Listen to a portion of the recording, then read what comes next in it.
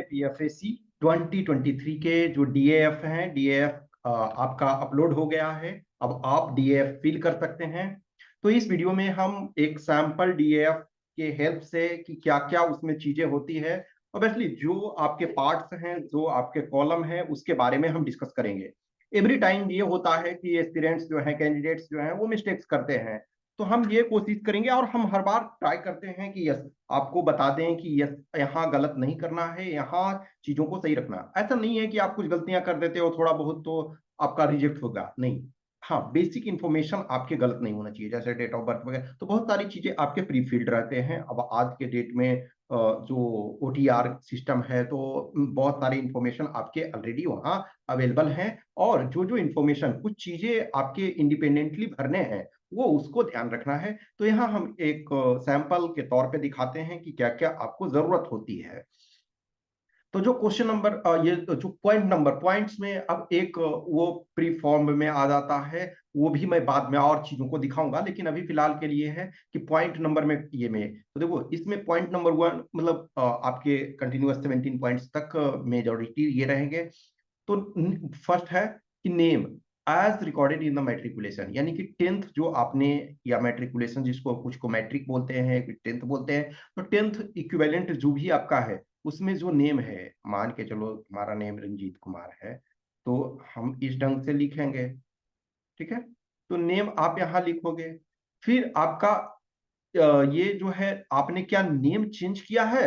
अब कुछ कैंडिडेट जैसे मान के चलो बहुत बार फीमेल कैंडिडेट का होता है कि वो अपने किसी का मैरिज हो गया तो उन्होंने नेम यदि चेंज कर लिया, यदि चेंज किया नेम, तो पहले तो आपको जो भी मैट्रिकुलेशन में था उसको लिखना ही है। यदि चेंज किया है तो यस लिखोगे यहाँ पे, और चेंज नहीं किया तो नो। और यदि चेंज किया है तो चेंज नेम।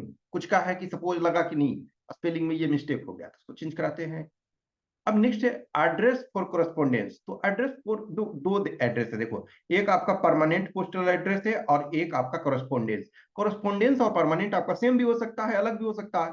कोरेस्पोंडेंस एड्रेस वो है तो आप अभी जहां रह रहे हो, वर्तमान में जहां रह रहे हो, जहां से आपको कम्युनिकेशन किया जा सके। आज के डेट में ये इसमें से जैसे पहले ज्यादा इंपॉर्टेंट होता था, क्योंकि पहले जैसे फिजिकल वगैरह का भी देखोगे कि सारी चीजें आपके हार्ड कॉपी में आता था, तो वो उसमें ज्यादा इंपॉर्टेंट था। अब आज के डेट में बहुत ज्यादा इंपॉर्टेंट नहीं, लेकिन हाँ फिर भी यदि आप परमानेंट आपका एड्रेस कहीं और है, रहते कहीं और हो, तो यहाँ आप जहाँ वर्तमान में रह रहे हो वहां का लिखो ये सारे। अब फैक्स नंबर ये कोई जरूरी नहीं है, जो आपका मोबाइल नंबर लिखो, ईमेल एड्रेस लिखो। फिर परमानेंट एड्रेस में सेम आपका post office, city, state, district, pin code लिखो। अब डेट ऑफ बर्थ आपका जो है वो लिखो। क्लेम्ड एज रिलैक्सेशन, अब मान के चलो कि इसमें क्या है, 20 से 25 ईयर तक एज है। यदि आप 20 से 25 ईयर तक में हो तो आपने नो, और यदि आपने क्लेम किया तो यस लिखोगे। अब क्लेम उस किस पर किया, मान के चलो ओबीसी पे किया, एससी एसटी पे किया, एक्स सर्विसमैन पे किया, या सेंट्रल सिविलियन एम्प्लॉयमेंट के तौर पे किया, तो ये आपको देना है। नेशनलिटी ऑब्वियसली देखो ये इंडियन होते हैं, कुछ जैसे नेपाली सिटीजन्स और कुछ कुछ ये आसपास के रहते हैं, लेकिन आप इंडियन, ये है नेशनलिटी इंडियन, सिटीजनशिप भी इंडियन। जेंडर आपका, जेंडर आप जो भी मेल फीमेल हो। स्टेट ऑफ डोमिसाइल कहाँ आपका ये है वो स्टेट अपना लिखोगे। 7 नंबर मैरिटल स्टेटस, अब ये अब जो मैरिड है वो मैरिड डालेंगे, अनमैरिड है अनमैरिड डालेंगे। कम्युनिटी, सपोज इनका अनरिजर्व है तो अनरिजर्व, आप यदि ओबीसी में हो तो ओबीसी यहाँ डालोगे, एससी हो तो एससी डालोगे, एसटी हो तो एसटी डालोगे। तो जो आपका है एससी एसटी तो भी डालोगे, ये सारे आपके।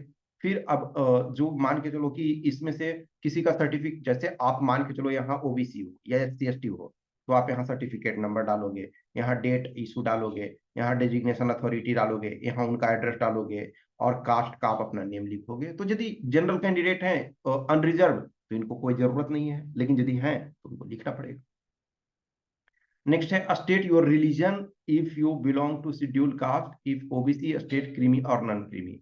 अब मान के चलो कि आप शेड्यूल कास्ट में हो तो शेड्यूल कास्ट में आप लिख सकते हो, जैसे सपोज करो कि जो बुद्धिज्म है उसमें भी आपके शेड्यूल कास्ट हैं बहुत सारे। फिर या आप सिखिज्म है उसमें भी शेड्यूल कास्ट हैं, तो शेड्यूल कास्ट को यदि तो आपको करना है। ओबीसी हो तो क्रीमी और नॉन क्रीमी, तो आप क्या है नॉन क्रीमी में आओगे तभी उसका एडवांटेज मिलेगा। If you belong to any of the minority community notified by the government, तो यदि हो तो यस, नहीं हो तो नहीं। इफ यस, नेम करो। Do you possess the prescribed educational qualification? Yes. अब यदि नहीं, आप प्रिस्क्राइब्ड एजुकेशनल क्वालिफिकेशन आपके पास होगा तो आप तो फिर एलिजिबल ही नहीं होंगे। अब यहाँ आप सर्टिफिकेट नंबर और इनरोलमेंट नंबर या रोल नंबर जो आपने ग्रेजुएशन किया है उसका, जो मीन्स ग्रेजुएशन का जो सर्टिफिकेट है उसका, फिर डेट ऑफ इशू, किस डेट को इशू, क्योंकि आपका जो इशू होना चाहिए, जो आपके पास पासिंग प्रूफ होना चाहिए डीएफ फिल करने के लास्ट डेट के पहले। डिजिग्नेशन ऑफ इशूइंग अथॉरिटी, मान के चलो कहीं करो कि डायरेक्टर ने होते हैं, कहीं एग्जामिनेशन कंट्रोलर होते हैं, कुछ उस टाइप का जो भी होते हैं, डीन होते हैं, जैसा भी जहां, तो उनका और उनका एड्रेस। नेक्स्ट ये आपका है educational qualification obtain from a foreign institution. यदि कोई फॉरेन इंस्टीट्यूशन है आपका तो यस लिखोगे, नहीं है तो नहीं लिखोगे। तो नो इन्होंने लिखा, नहीं है इनके पास। अब एजुकेशनल क्वालिफिकेशन, अब ये इसमें देखो 10th इक्विवेलेंट, तो जो क्लास ग्रेड डिवीजन मान के चलो, तो यहाँ आप फर्स्ट हो तो फर्स्ट है। परसेंटेज ऑफ मार्क्स, या तो सीजीपीए है या परसेंटेज, दोनों में से एक लिखोगे। यहाँ आपका पासिंग, किस ईयर में पास किए हो, सब्जेक्ट, सब्जेक्ट में सारे सब्जेक्ट लिखने की जरूरत नहीं है। आप दो तीन लिख दो, जैसे मान के चलो 10th में है क्या, हिंदी इंग्लिश ये सब जो मैथ साइंस लिख दो। आपका कॉलेज, स्कूल का नेम और बोर्ड का नेम, तो ऐसे ही। अब ये मान के चलो ये बीएस, ऑब्वियसली आप बीए हो सकते हो, आप बी बीटेक हो सकते हो, आप डॉक्टर एमबीबीएस हो सकते हो, जो आप है वो उसको लिखो, ठीक है। तो या यहाँ सिंपल ग्रेजुएशन भी लिख सकते हो, ग्रेजुएशन। ये पोस्ट ग्रेजुएशन है तो पोस्ट ग्रेजुएशन आप लिख सकते हो, ठीक है। तो ये आपका नेक्स्ट है, whether you have possess NCC B और सी सर्टिफिकेट। यदि ये इनके पास नहीं है, यदि आपके पास रहता है तो आप यस करोगे और उसका एडवांटेज होता है। एक सर्विसमैन हो तो नो, हो नहीं हो तो नहीं, यस हो तो हो। Are you civilian central government servant, यदि नहीं हो तो नहीं। अब है डिस्चार्ज सर्टिफिकेट इफ क्लेमिंग, ये एक्चुअली देखो 22 वाले बैच के लिए हमने लिया है, 23 वाले के अनुसार आप वो चेंज कर लो, ठीक है। अब इसमें से ऑर्डर, फोर्स ऑर्डर देखो, हम इस पर फोर्स ऑर्डर पे हमने ऑलरेडी बोला कि मैं सेपरेट रूप से आपको बना दूंगा, कल इस पर कर दूंगा, ठीक है। तो जो भी आप फोर्स है वो उसको इस पॉइंट ऑफ व्यू से दो कि हम लाइफ में क्या चाहते हैं, हमारा इंटरेस्ट क्या है। उसके लिए बेटर वे है कि सारे फोर्सेस को स्टडी करो। मैंने इसी वजह से ये सिंपल ये ब्लैंक रहने दिया कि जो भी ये है। अब किसी को ये, this is not a hidden fact, this is proven fact कि सियासत को सबसे ज्यादा लोग लेते हैं। लेकिन ये हमको जरूरी नहीं है ना कि हम भीड़ के पीछे भागें, हमारे लाइफ का कुछ और मूल उद्देश्य अलग है। हर कोई आराम की जिंदगी नहीं चाहता है। अब मैं एज ए, चलो सीआरपीएफ में मैं जॉब कर चुका हूँ, मैं इंजीनियरिंग ग्रेजुएट भी हूँ, तो मैं मेरे सारे फ्रेंड्स, मतलब मेजोरिटी फ्रेंड्स आईटी में हैं। मैं ऑफिस में एसी में बैठे रहते हैं, लेकिन कभी फिर उनके भी लगता है कि यार ये क्या बोरियत है। कुछ ऐसे लोग हैं जो कॉलेज में असिस्टेंट प्रोफेसर हो गए, उनको वो बोलते हैं कि यार वो ज्यादा अच्छा है सीआरपीएफ में, आराम से जंगल में रहो, नेचर के क्लोज में रहो, बहुत सारी एडवेंचर। और हर पर्सन का अलग अलग है। अब जो डिसएग्री होने वाले हैं कि ये गलत है ये सही है, तो आप कभी भी सेटिस्फाई नहीं होगे। आप कुछ भी चलो, कुछ भी कर लोगे, कुछ भी मिल जाए तो सेटिस्फैक्शन नहीं मिलना। तो आप अपने पॉइंट ऑफ व्यू से देखो। हाँ ये भी है कि मेयर आपके चाहने से कुछ नहीं होता, आपका रैंक, यदि बेटर रैंक है तभी आपका चॉइस मायने रखता है, खराब रैंक है तो आपका चॉइस मायने ही नहीं रखता है। हाँ अब ये है, मान के चलो generally, this is also I am saying कि दिस इज नोन फैक्ट कि जनरली लास्ट वाले में बीएसएफ बच जाते हैं। तो ऑब्वियसली आप बीएसएफ फर्स्ट चॉइस देते हो तो आपका रैंक खराब भी रहे तो आपको मिल ही जाता है।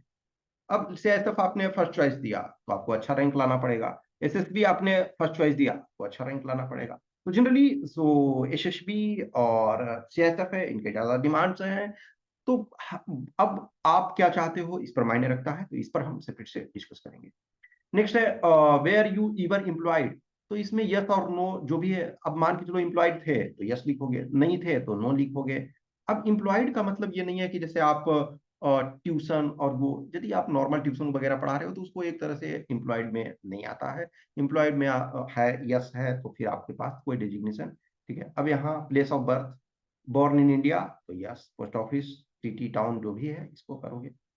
यूपीएससी एग्जाम में या तो सेलेक्टेड हुए या अप्लाइड, देखो इसमें भी बहुत सारे लोग गलत करते हैं कि कुछ लोग हैं, आप सेलेक्ट हुए या ना हुए, आपने अप्लाई किया, आइदर जो यूपीएससी का रेगुलर एग्जाम है या रिक्रूटमेंट टेस्ट जैसे ईपीएफओ ये और बहुत सारे इंश्योरेंस और बहुत सारी चीजों पे आते रहते हैं, तो आइदर आपने अप्लाई किया, सिलेक्शन हुए तब तो आपको लिखना ही है, नहीं सिलेक्शन हुए तब भी आपको लिखना है यदि आपने अप्लाई किया तो ये नेम ऑफ द एग्जामिनेशन आपके पास ये नीचे कॉलम बना रहेगा, कई month and year of the advertisement, roll number आपका, whether you appeared, whether you appeared in interview. तो देखो अब जहां जहां है यस यस, यहाँ नेम ऑफ एग्जामिनेशन, यहाँ मंथ और ये रोल नंबर, आपको रोल नंबर जहां याद नहीं रहता वहां जीरो आप डाल दोगे, ठीक है। और यदि एपियर हुए तो यस डालोगे, एपियर इंटरव्यू में हुए यस। अब मान के चलो अभी रिजल्ट नहीं आया तो अभी रिजल्ट अवेटेड लिख सकते हो, या मान के चलो कुछ जगह जैसे है एनए लिख सकते हो, नोट एप्लीकेबल, या जो भी अभी आया नहीं है तो उस टाइप की चीजों को लिखो। Point number 14, have you ever been debarred by any public service commission और एसएससी फ्रॉम, तो कभी किसी एग्जामिनेशन से आप डिबार्ड हुए हो, यस है तो यस लिखोगे, नो है तो नो लिखोगे, तो ये नो। अब 15 नंबर में है name of father, name of mother, तो यहाँ फादर के नेम, मदर के name, nationality of father, nationality of mother, father's profession, mother's profession, ठीक है। अब जैसे मान के चलो कि मदर ये हाउस वाइफ की जगह कोशिश करो ना कि होम मेकर लिखो, ठीक है ना, तो ज्यादा अच्छा है, मतलब ऐसा कोई वो उसमें प्रॉब्लम नहीं होता है, होम मेकर लिखो, या कुछ काम करती हैं उसके बारे में लिखो, कभी भी जो है इंफॉर्मेशन आप उसको लिखो। अब है योर फादर सर्विस में है तो लिखो आप, मदर सर्विस में है या कोई पोस्ट फील्ड की है उनको लिखो, एनुअल इनकम ऑफ फादर लिखो, एनुअल इनकम ऑफ मदर लिखो, और ये आपके फादर जो हैं जिस स्टेट से बिलोंग करते हैं उसको लिखो, डिस्ट्रिक्ट जिस से बिलोंग करते हैं ओरिजिनली उससे लिखो, मदर के संबंध में स्टेट डिस्ट्रिक्ट लिखो, father's present address, mother's present address, ये आप लिखोगे। नेक्स्ट है वेदर योर फैमिली ओन्स और possess any of the following assets, तो ये देखो अब ये मान के चलो कि है कि 5 acres of agricultural land and above, तो यदि है तो आप कोई भी जो है वो उसको लिखोगे, residential flat of 1000 square feet और above, residential plot of 1000 square yards, square yards का मतलब होता है 9 मीटर, 9 स्क्वायर फीट का 1 यार्ड होता है, इसका मतलब 900 square feet in notified municipality, और residential plot of 200 square yards यानी कि 1800 स्क्वायर फीट एंड एबव, तो यस है तो यस लिखो, नहीं है तो नहीं लिखो। अब ये लैंग्वेज वाले में देखो, लैंग्वेज वाले में बहुत सारे कैंडिडेट्स भी मिस्टेक करते हैं, रीड ओनली, अब मान के चलो ना कि देखो कुछ है यहाँ रीड ओनली है, स्पीक ओनली है, read and speak, read write and speak. अब मान के चलो ना कि यहाँ यदि आप हिंदी है सपोज करो तो आप जानते हो रीड राइट एंड स्पीक, तो सिर्फ यहाँ लिखो, कुछ कैंडिडेट यहाँ भी लिख देते हैं, यहाँ भी लिख देते हैं, यहाँ भी लिख देते हैं, यहाँ भी नहीं, एक ही। और एग्जाम पास जो हाईएस्ट एग्जाम है, जैसे किसी ने बीए में पढ़ा है तो बीए आप लिख दो, किसी ने 10th पढ़ा है तो 10th हाईएस्ट में 10th लिख दो। अब यहाँ देखोगे किसी ने संस्कृत पढ़ा तो संस्कृत लिख दो, मानिए आप संस्कृत सिर्फ पढ़ना जानते हो तो संस्कृत यहाँ लिख दो। फिर आप या कोई लैंग्वेज है मलयालम है, आप यहाँ स्पीक ओनली जानते हो तो यहाँ लिख दो, और जो एग्जाम एग्जाम नहीं है तो एन लिख दो, ठीक है, नो एप्लीकेशन। अब एक और चीज देखना, फिर अदर्स लैंग्वेज में एक तो आपके डायरेक्ट जो है शेड्यूल 8 वाले लैंग्वेज वो आएंगे ड्रॉप डाउन में, इंग्लिश बहुत सारे कैंडिडेट मिस कर जाते हैं तो इंग्लिश अदर्स वाले में आता है। देखो इसमें क्या लिखा हुआ, what languages including Indian language, यानी इंक्लूडिंग इंडियन लैंग्वेज का मतलब है कि Indian language plus foreign language दोनों को लिखना है। तो अब इंग्लिश फॉरेन लैंग्वेज है तो फॉरेन लैंग्वेज डायरेक्ट इसमें ड्रॉप डाउन में नहीं आ रहा है, तो अदर्स वाले में आएगा, तो अदर्स में जाओगे और इंग्लिश उसको लिखोगे। अब कोई फ्रेंच सपोज जानते हैं, स्पेनिश जानते हैं, चाइनीज जानते हैं, जापानीज जानते हैं, तो जो आप लैंग्वेज को जानते हो उसको लिखो। जहां रीड ओनली जानते हो तो यहाँ लिखो, स्पीक ओनली जानते हो यहाँ लिखो, रीड एंड स्पीक जानते हो यहाँ लिखो, रीड राइट एंड स्पीक जानते हो यहाँ, लेकिन सब में नहीं लिखो, एक जगह जहां भी आपका हुआ। अब ये इंपॉर्टेंट आपका होता है कि please give you particulars of prize medal scholarship, कुछ भी प्राइज मिला, कभी मेडल मिला, स्कॉलरशिप मिला, टीम गेम्स स्पोर्ट्स एनसीसी कुछ है तो जिसके बारे में लिखो। पोजीशन ऑफ डिस्टिंक्ट लीडरशिप, अब मान के चलो क्लास में आप सीआर रहे, क्लास रिप्रेजेंटेटिव रहे, क्लास मॉनिटर रहे, कल्चरल टीम के हेड रहे, उसको लिखो। Position of distinct leadership held, ये लिख लिया। फिर एक्स्ट्रा करिकुलर एक्टिविटीज, उसमें कोशिश करो कि 2 to 4 चीज को लिखो, एक्स्ट्रा बहुत ज्यादा चीज लिखने की जरूरत नहीं है, 50 चीज लिखने की जरूरत नहीं है, 2 to 4 मिनिमम 2 होना चाहिए। कोई भी आदमी है ना, भले उसको 100 अपॉर्चुनिटी ना मिला, लेकिन उसके पास पैशन होता है, उसके पास शौक होता है, तो वो आप कुछ ना कुछ उसमें से। अब मान के चलो पोजीशन ऑफ डिस्टिंक्ट लीडरशिप कुछ नहीं है तो नहीं है, तो नहीं है, यानी लिख दो। टीम वगैरह, आप टीम का मतलब ये नहीं है कि आप लीडर ही थे उसमें, आप कैप्टन ही थे, टीम में पार्टिसिपेट नहीं कुछ है तो गिल्ली डंडा तो कभी खेले होगे, लुका छिपी तो कभी खेले होगे, तो जो है उसको लिखो। ठीक है। तो नेक्स्ट आपका ये है कि जैसे ये सपोज करो कि how many times have you appeared in CAPF examination, तो आप यदि इंक्लूडिंग देखो दिस एग्जाम, यानी कि इंक्लूडिंग ये जो 23 वाला, तो यदि फर्स्ट अटेम्प्ट है तो फर्स्ट लिखोगे, सेकेंड अटेम्प्ट है तो 2 लिखोगे, थर्ड अटेम्प्ट है तो 3, जितना अटेम्प्ट है वो लिखोगे। अब ये ईयर वाइज लिख दोगे, ठीक है। तो ये 22 वाले कैंडिडेट का, have you ever been selected to a service of post on basis of CAPF SC examination held in earlier year, obviously नहीं लिखोगे आप, मान के चलो। तो क्योंकि सेलेक्ट हो गया तो फिर दोबारा आप ये नहीं कर सकते हो।